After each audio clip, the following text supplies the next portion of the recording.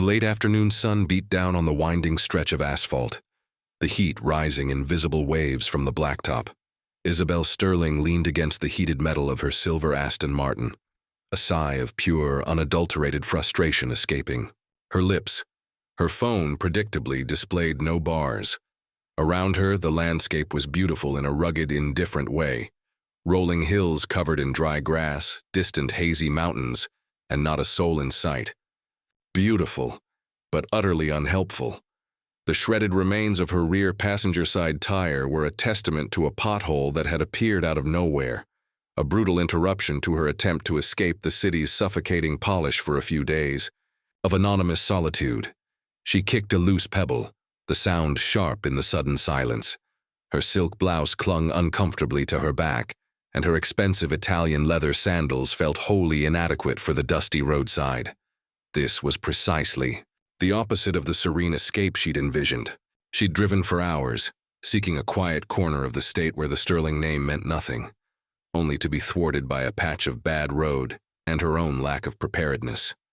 She hadn't changed a tire since a mandatory lesson in a prep school driving course over a decade ago, and the memory was fuzzy at best, mostly involving a patient instructor and her feigned helplessness. Now, the helplessness was starkly real. She peered into the trunk, locating the spare and a jack that looked like a medieval torture device. Just as she was contemplating the sheer impossibility of the task, a flicker of movement caught her eye. Down the road, a figure on foot, walking with a steady, unhurried pace, gradually resolved into a young man. He was tall and lean, dressed in work pants and a faded t-shirt, a worn backpack slung over one shoulder. As he drew closer, she could see the deep, sun-warmed tone of his skin, the way his dark hair curled slightly at his temples, damp with perspiration. He looked to be in his early 20s, his expression calm and observant as he took in her car, her and the mangled tire. He stopped a respectful distance away. "Looks like you've got some trouble there," he said, his voice even and surprisingly gentle, carrying easily in the still air. It held a faint, pleasant cadence she couldn't quite place. Isabel managed a wry smile. "You could say that. I think my tire and I have had a major disagreement, and the tire definitively won." He nodded, his gaze moving from the tire to her face. "Got a spare?" She gestured vaguely to the open trunk. "Supposedly, figuring out what to do with it is the current mystery." He shifted his backpack. "Mind if I take a look? I'm Elijah." "Isabel," she replied, a little surprised by his directness and lack of any discernible reaction to her car, which usually elicited some comment. "Please be my guest. I'm about one step away from offering a sacrifice to the road gods." Elijah chuckled softly, a warm, genuine sound. He set his backpack down, then approached the car, his movements economical and sure. He peered at the shredded tire, then into the trunk at the spare. "Looks standard enough. The jack might be a bit fiddly, but we'll manage." He didn't ask if she knew how. He simply seemed to assume the task would fall to him. He pulled out a pair of worn leather gloves from a side pocket of his bag and began to loosen the lug nuts with a tire iron he produced from her car's emergency kit, his brow furrowed in concentration. Isabel found herself watching him, fascinated by the quiet competence he exuded. There was no bravado, no showmanship, just a focused efficiency. The muscles in his arms flexed with the effort, and she noticed the calluses on his hands when he adjusted his grip. He worked without speaking for several minutes, the only sounds the rhythmic clang of metal, his steady breathing, and the distant buzz of insects. It was a stark contrast to the high-strung, performative energy of the men in her usual circle. This felt real, grounded. When the flat tire was off and the spare was being maneuvered into place, she finally spoke. "You do this often?" He glanced up, a smudge of dust on his cheek. "Fix things? Yeah, I guess I do. Runs in the family. My granddad taught me most of what I know about keeping things running." He tightened the last lug nut, then lowered the car slowly. "There you go. Should hold you till you can get to a proper garage. Don't go too fast on it." He stood, wiping his hands on his pants, leaving faint, dusty streaks. Isabel reached for her purse, her fingers automatically seeking her wallet. "Thank you so much, Elijah. I don't know what I would have done. Please, let me give you something for your trouble." Elijah held up a hand, a faint smile touching his lips. "No need, Isabel. Just glad I was passing by. You be careful on these roads." She paused, her hand halfway to her wallet. "Are you sure? It was a lot of work in this heat." He simply shook his head. "Consider it a roadside courtesy. Have a better day now." He picked up his backpack, gave her a small nod, and then just like that, he started walking again, continuing down the road in the direction he'd been heading, his shadow stretching long in the declining sun. Isabel stood by her car, stunned into silence. It wasn't just his refusal of payment that struck her, but the quiet dignity with which he'd offered it. He hadn't been intimidated by her, nor had he been overly solicitous. He had simply seen someone in need and helped. As his figure grew smaller in the distance, she felt a strange pang, a sense of a missed connection, or perhaps the recognition of something genuine in a world that often felt entirely synthetic. She finally got into her car, the new old tire a tangible reminder of the encounter. The drive to the nearest town felt different. The landscape, which had seemed hostile and isolating moments before, now held a trace of the kindness she'd just experienced. She thought about Elijah, his calm eyes, his capable hands, the unassuming way he carried himself. In her world, everything had a price, every interaction a potential angle. His simple act of selfless generosity was so foreign it was almost jarring. That night, in the sterile luxury of her boutique hotel room, she found herself replaying the scene on the roadside. The memory of Elijah's quiet strength stayed with her. A small, warm ember in the otherwise cool and predictable landscape of her life. She knew, with a certainty that surprised her, that she wanted to see him again. If Elijah wins, everyone who likes this video is going to have their dream summer. Isabel spent the next 2 days in a state of unusual restlessness. The business calls she'd intended to ignore piled up. Her email inbox overflowed with passive-aggressive reminders from her board, and the curated perfection of her hotel suite felt more like a gilded cage than a refuge. The solitude she'd craved now seemed empty, punctuated only by the recurring image of Elijah Vance walking away down that dusty road. She found herself analyzing their brief conversation, his choice of words, the look in his eyes. It was an uncharacteristic obsession for a woman who prided herself on her pragmatism and emotional control. But there was something about his unpretentious kindness, his self-possession, that had burrowed under her skin.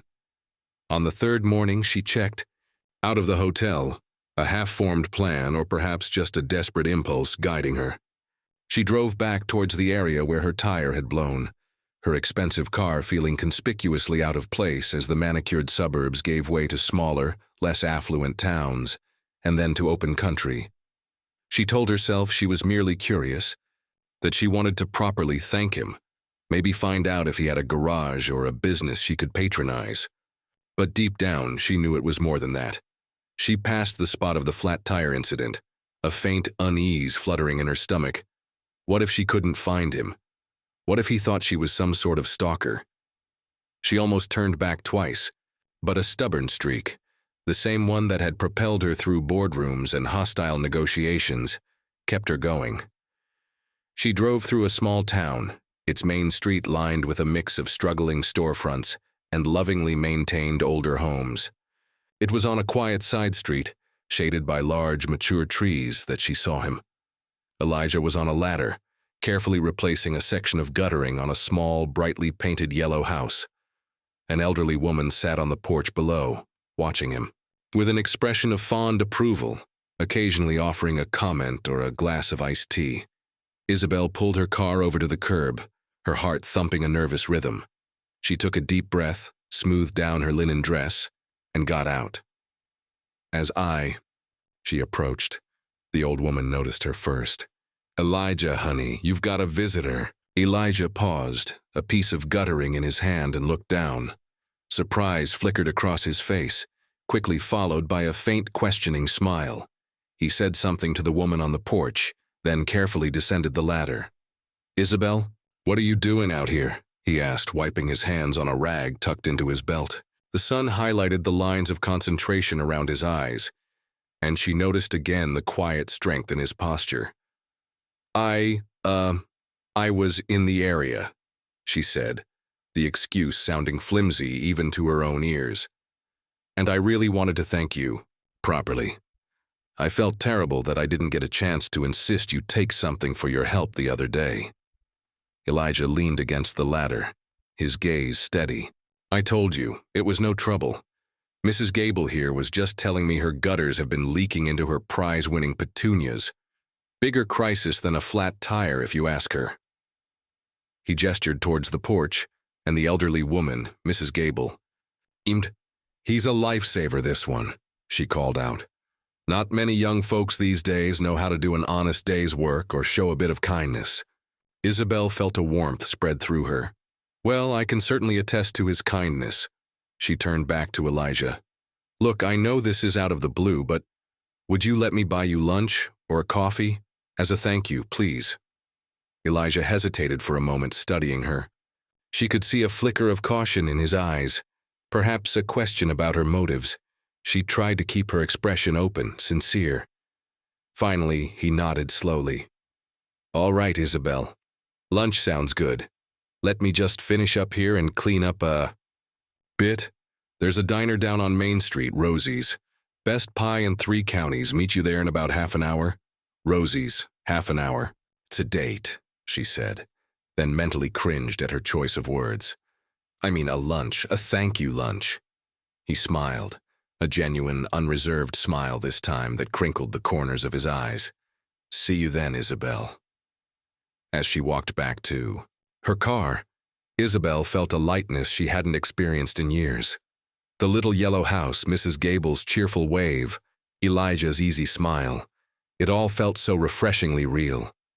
Rosie's diner was exactly what she'd expected.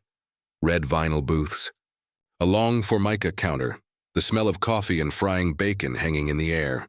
A bell above the door jingled cheerfully as she entered. She chose a booth by the window and was sipping a glass of water when Elijah walked in. He'd changed into a clean t-shirt and jeans, his hair still slightly damp.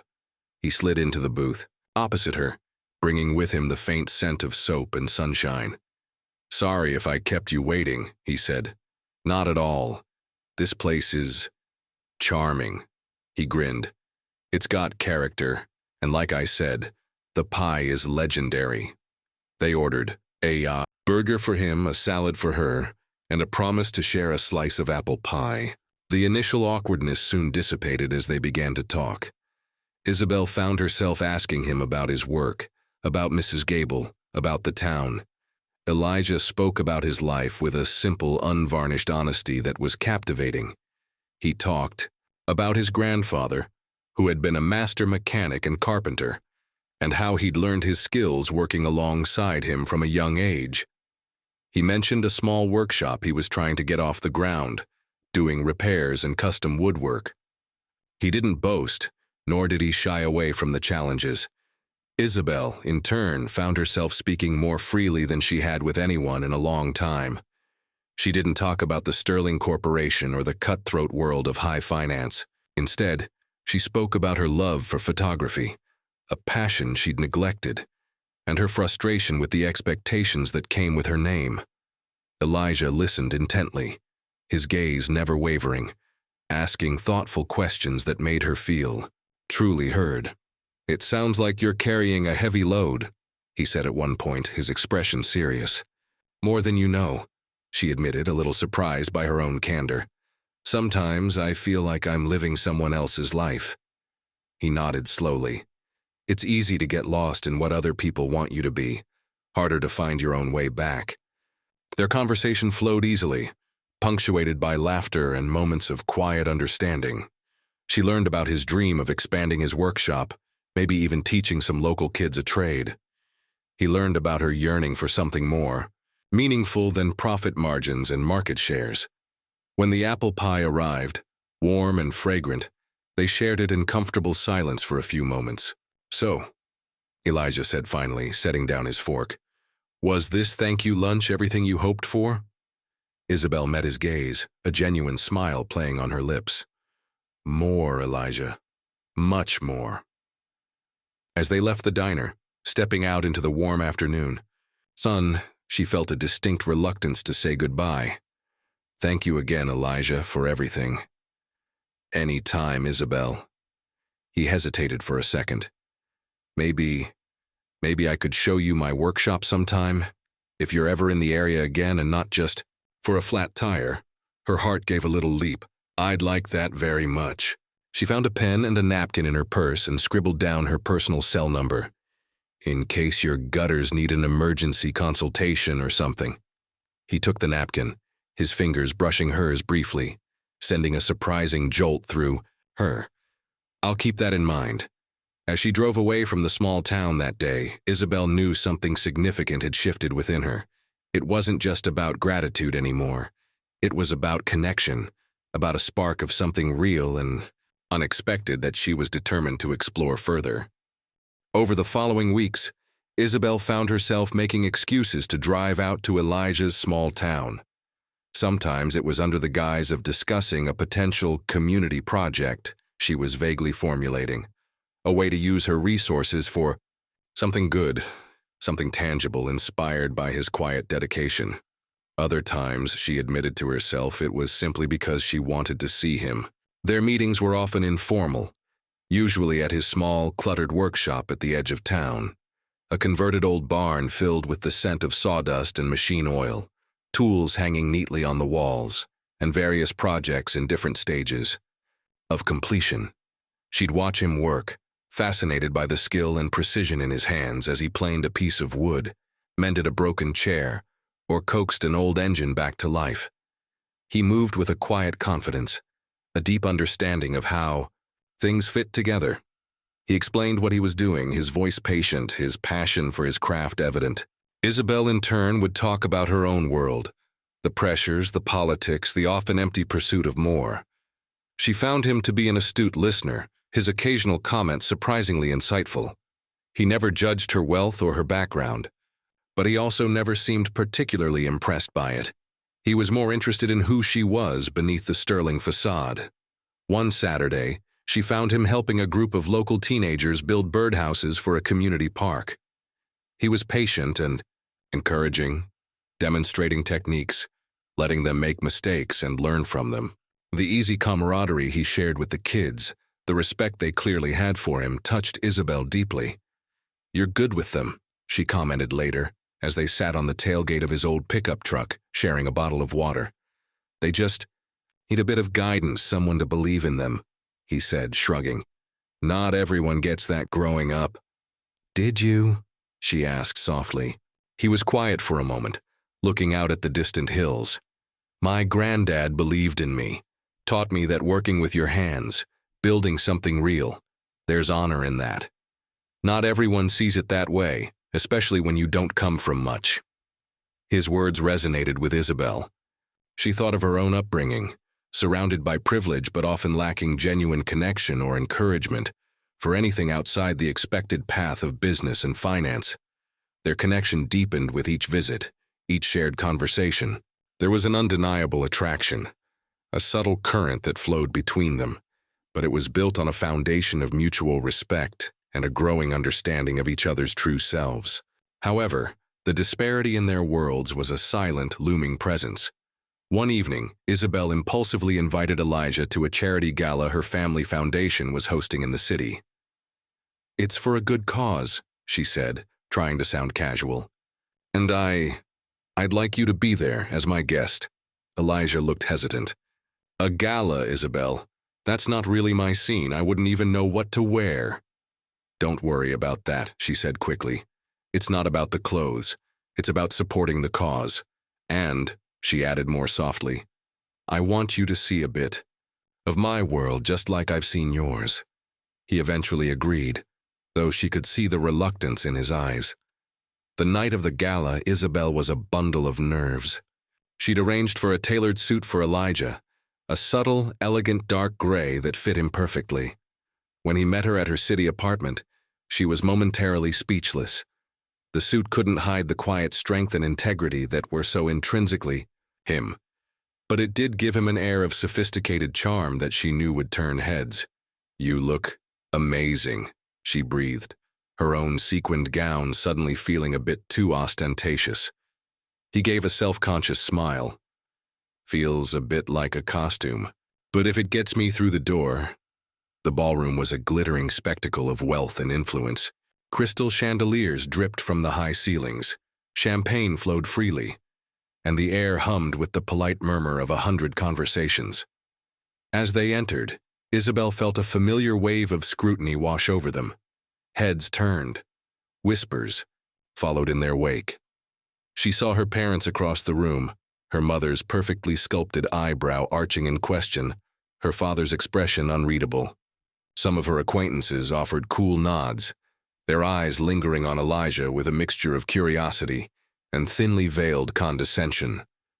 Elijah, though clearly out of his element, handled himself with a quiet grace that made Isabel's heart swell with pride. He was polite, observant, and didn't try to be someone he wasn't, but the undercurrent of judgment was palpable. Later in the evening, as Isabel was momentarily separated from him, she overheard a snippet of conversation between two women she knew from various society committees. "Can you believe Isabel Sterling? Dragging that project of hers here, so terribly déclassé. One does wonder what she's trying to prove. It's all rather embarrassing, isn't it?" Isabel's blood ran cold. She turned, her eyes blazing, but before she could speak, Elijah was beside her, his hand gently on her arm. "Don't," he said softly, his gaze meeting hers. "They're not worth it." But the damage was done. The beautiful evening felt tainted.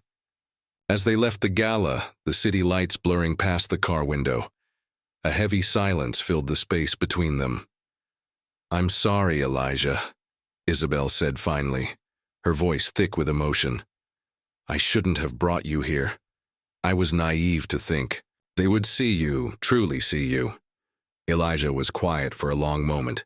"It's not your fault, Isabel," he said, his voice low. "It's the world we live in.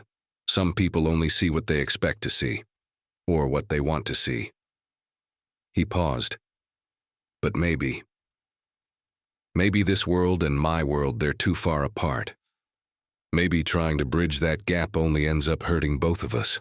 His words hung in the air, a painful acknowledgement of the chasm that lay between them, a chasm built not by their own feelings, but by the prejudices and expectations of others. Isabel felt a profound sense of despair. She had found something real, something precious with Elijah, and now it seemed the weight of her world, a world she was increasingly desperate to escape, might crush it before it even had a chance to truly bloom. The aftermath of the gala hung heavy between them. Isabel tried to apologize again, to smooth things over, but a new tension had settled in. Elijah became more reserved, his easy laughter less frequent. He still welcomed her visits to his workshop, but there was a subtle distance, a carefulness that hadn't been there before. He threw himself into his work with a renewed intensity, taking on more projects, often working late into the night. Isabel understood he was retreating, perhaps trying to protect himself or maybe even her. The overheard comments at the gala, the dismissive glances, had clearly taken a toll, not on his pride, but on his hope for something untainted between them. Isabel, too, was struggling. The incident had starkly illuminated the superficiality and cruelty of her social circle. She found herself increasingly alienated from her old friends, their conversations about stock portfolios and resort openings sounding hollow and meaningless. Her parents, while not overtly critical, had expressed their concerns about her association with Elijah. "Isabel, darling," her mother had said, her voice laced with carefully modulated disapproval, "one must consider appearances. This friendship, it's raising eyebrows. People are talking." "Let them talk," Isabel had retorted more sharply than she intended. "For once I'm doing something that feels right, something that matters to me, not just to the Sterling family image." But the pressure was relentless. Anonymous gossip blog posts began to appear online, speculating about the millionaire heiress and her mystery handyman. Photos of them, likely snapped by paparazzi or opportunistic acquaintances, were dissected and commented upon with a mix of salacious curiosity and outright disdain. One afternoon, Isabel found Elijah at his workshop, his face grim as he stared at his phone. He looked up as she entered, his eyes dark with a mixture of anger and weariness. "You seen this?" he asked, his voice flat, holding out the phone. It was an article from a particularly nasty gossip site, accompanied by a grainy photo of him leaving her apartment building. The headline screamed, "Sterling heiress's pet project. Is he after her fortune or just 15 minutes of fame?" The article was full of insinuations, painting Elijah as an opportunistic gold digger and Isabel as a naive, rebellious rich girl. Isabel felt sick. "Elijah, this is vile. It's not true. None of it. Isn't it?" he said, his voice quiet but edged with pain. "This is what they do, Isabel. This is how they see us, how they see me. Maybe they're right.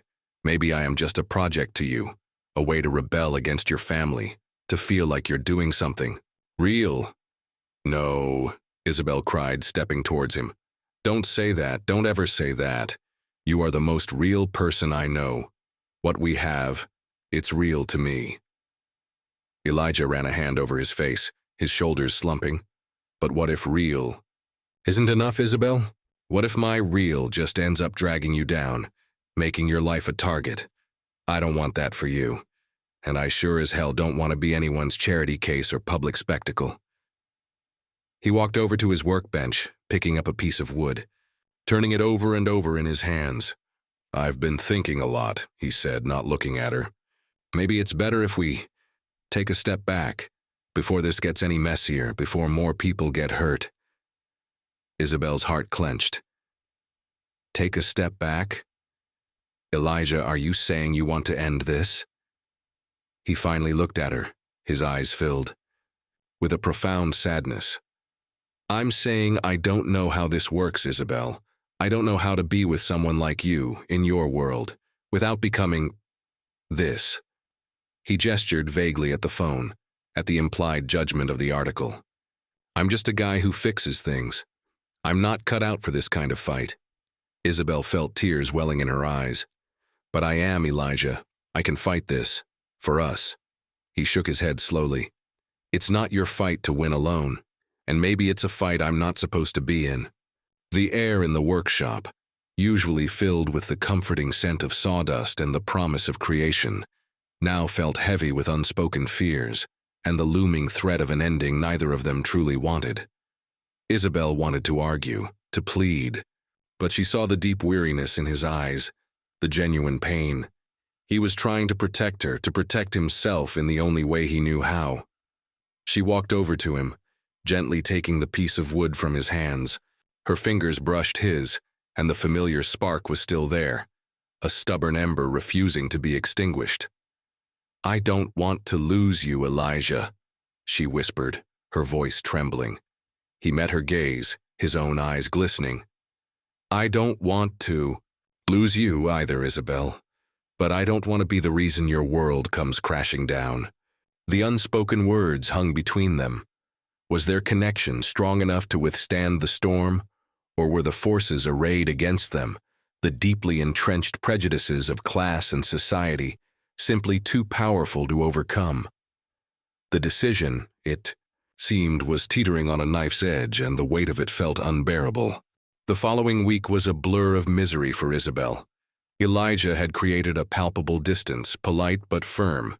He answered her calls but kept the conversations brief, focused on practicalities related to the community workshop idea they'd loosely discussed, avoiding any personal topics. The joy and ease that had characterized their interactions were gone, replaced by a carefully constructed wall. Isabel felt adrift, caught between the suffocating expectations of her own world and the aching void left by Elijah's withdrawal. The gossip blogs continued their relentless speculation, and her parents' subtle pressure to reconsider her associations, intensified. One evening, her father, Arthur Sterling, requested a private meeting. They sat in his vast, oak-paneled study, a room that had always intimidated Isabel with its aura of power and unyielding authority. "Isabel," he began, his voice calm but firm, "this situation with Mr. Vance, it needs to be resolved. It's becoming a distraction, not just for you, but for the family's reputation, for the company." Isabel bristled. "A distraction? Father? Or an inconvenience because he doesn't fit into your preconceived notions of who I should be with?" Arthur Sterling sighed, steepling his fingers. "This isn't about prejudice, Isabel. It's about pragmatism. You come from different worlds. Such alliances rarely end well. They create complications. He's a good man, Father. A kind, decent, hard-working man. Qualities I haven't seen much of in the circles you deem appropriate. Decency doesn't pay the bills, Isabel, nor does it navigate the complexities of our world. I want you to be happy, of course, but I also want you to be sensible. This infatuation, it will pass. But the damage to your standing, to our family's name, could be lasting." His words, though spoken without overt anger, felt like a dismissal, a complete invalidation of her feelings and of Elijah's worth. It was the final straw. Something inside Isabel snapped. She stood up, her hands clenched, her eyes blazing with a fire her father hadn't seen in years. "No, Father," she said, her voice trembling but clear. "You're wrong. This isn't an infatuation. It's the most real thing I've ever felt. And if my standing or the family name can't withstand an association with a man of integrity, then frankly, they're not worth protecting." She took a deep breath. "I'm tired of living my life according to your expectations, according to what people will say. I'm tired of being sensible. I want to be happy, genuinely happy. And Elijah makes me happy. He sees me, the real me, not the Sterling heiress." Arthur Sterling looked taken aback, genuinely surprised by her vehemence. "And what if he doesn't want this life, Isabel? What if he doesn't want to be dragged into our world, with all its complications, as you put it? Then I'll meet him in his," she declared. "Or we'll build a new one together.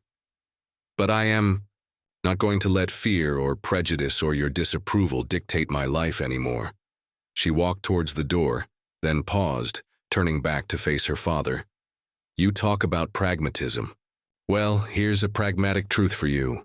Love, genuine connection, integrity.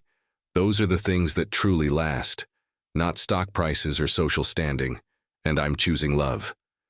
With that, she walked out of the study, leaving her father speechless. A sense of liberation, fierce and heady, surged through her. She knew what she had to do. She drove to Elijah's workshop, her heart pounding with a mixture of fear and determination. He was there, working late as usual, the solitary glow of a single lamp illuminating his focused expression as he meticulously repaired an antique wooden chest. He looked up, surprised, as she burst through the door. "Isabel, what are you doing here so late?" Before he could say more, she was in front of him, her eyes shining. "Elijah Vance," she said, her voice full of emotion. "I am in love with you. I love your kindness, your strength, your integrity. I love the way you see the world, the way you build things with your hands and your heart. And I am not going to let anyone or anything take that away from us." Elijah stared at her, his eyes wide, the tool in his hand forgotten. "Isabel, no, let me finish," she insisted. "I know you're scared. I know you're worried about what this will do to me, to us. But I'm not scared anymore. Or rather, I am, but I'm more scared of losing you than I am of facing down a few gossip columnists or my family's disapproval. They don't get to decide who I love. I do. And I choose. You, Elijah." Tears were streaming down her face now, but she didn't care. "If my world is too toxic, too judgmental, then I don't want it. I want a world where what we have can flourish, and if that means leaving it all behind, then so be it. I'll learn. To fix things too. You can teach me." Elijah slowly put down his tool. He stepped towards her, his expression a mixture of awe, disbelief, and a dawning, radiant hope. He reached out, his calloused thumbs gently wiping away her tears. "Isabel Sterling," he said, his voice thick with emotion. "You are the most credible, bravest woman I have ever known." He cupped her face in his hands. "I love you too. I've loved you for longer than I've dared to admit, even to myself. I was just so afraid. Afraid of not being enough, of not being able to protect you from all of this. We protect each other," she whispered, leaning into his touch. "We build something new, together." He searched her eyes, seeing nothing but unwavering love and determination. The last of his fear, his hesitation, seemed to melt away. A slow, brilliant smile spread across his face. "Okay, Isabel," he said, his voice resonating with a newfound certainty. "Let's build it." He drew her close, and in the quiet, lamplit workshop, surrounded by the scent of wood and the promise of creation, they kissed. A kiss that sealed their commitment, a defiant embrace against the world, and the beginning of their true story. The months that followed were a period of profound transformation for both Isabel and Elijah. True to her word, Isabel began to extricate herself from the more suffocating aspects of her former life. She resigned from several purely ceremonial, board positions, distanced herself from the shallow social scene, and had a series of frank, though often difficult, conversations with her parents. Arthur Sterling, while initially resistant, began to see a strength and conviction in his daughter he hadn't recognized before. Her mother remained more skeptical, but even she couldn't deny the genuine happiness that now radiated from Isabel. Elijah, buoyed by Isabel's unwavering support and love, shed the last of his self-doubt. He no longer felt like an outsider, looking in, but an equal partner in a shared dream. Together, they threw their energy into developing the community workshop concept. Isabel's business acumen, combined with Elijah's practical skills and deep understanding of community needs, proved to be a formidable combination. She secured a grant from a progressive foundation, one that valued impact over image, and negotiated the purchase of a dilapidated warehouse on the outskirts of Elijah's town. The transformation of the warehouse into the Bridgeport community workshop became their shared passion. Elijah led the renovation, his hands shaping the space while Isabel handled the administrative and fundraising aspects. They worked side by side whenever possible, Isabel learning to wield a paintbrush and even a power drill under Elijah's patient tutelage, while Elijah found himself surprisingly adept at articulating their vision to potential donors and community stakeholders. The local community, initially curious and perhaps a little wary of the city woman, soon embraced them. They saw Elijah's unchanged humility and dedication, and they witnessed Isabel's genuine commitment, her willingness to get her hands dirty, her respect for their town and its people. Mrs. Gable became a regular visitor, bringing cookies and offering unsolicited, but usually wise advice. The negative press eventually faded, replaced by occasional, more positive stories about the philanthropic heiress and her inspiring community project. Some of her former acquaintances remained distant, but others, intrigued by her transformation, reached out with genuine curiosity and even offers of support. One crisp autumn afternoon, several months later, the Bridgeport Community Workshop held its official opening ceremony. The renovated warehouse gleamed, its large windows letting in streams of golden light, the scent of fresh paint and new wood filling the air. Inside, workstations were set up with tools for woodworking, basic mechanics, and even sewing. A crowd had gathered, local families, town officials, a few surprisingly supportive faces from Isabel's old life, and a beaming Mrs. Gable in the front row. Elijah stood at a simple wooden podium he'd built himself, Isabel by his side. He looked out at the crowd, his expression calm and confident. "When Isabel first came into my life," he began, his voice clear and strong, "I was fixing a flat tire. Today, with her help, with the help of this whole community, we're fixing something much bigger. We're building a place where skills are honored, where everyone has a chance to learn and create, where potential isn't limited by your zip code or your last name." He turned to Isabel, his eyes full of love. Isabel showed me that courage isn't about not being afraid. It's about doing what's right even when you are. She believed in me, and she believed in this place, even when it was just a crazy idea and a rundown building. Isabel stepped forward, taking his hand. "And Elijah," she said, her voice warm, "taught me that true wealth isn't measured in dollars, but in the richness of human connection, in the satisfaction of building something meaningful with your own hands, and in the courage to love without reservation." She smiled at the crowd. "This workshop is for all of you. It's a bridge between worlds, a testament to what's possible when people come together with open hearts and a shared purpose." Later, as the sun began to set, casting long shadows across the newly paved lot, Isabel and Elijah stood watching children from the town excitedly exploring the new tools, their parents looking on with pride and hope. Elijah slipped his arm around Isabel's waist, pulling her close.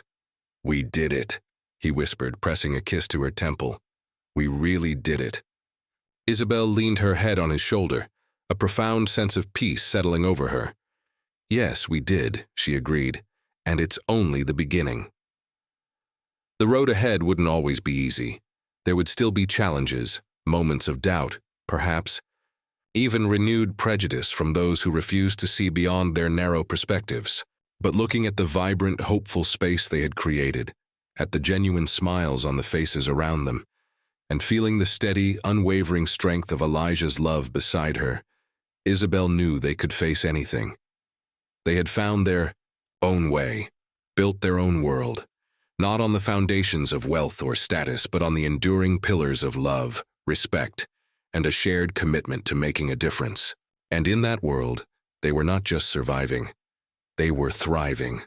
The journey that began with a flat tire on a dusty roadside had led them to a destination more beautiful and fulfilling than either of them could have ever imagined.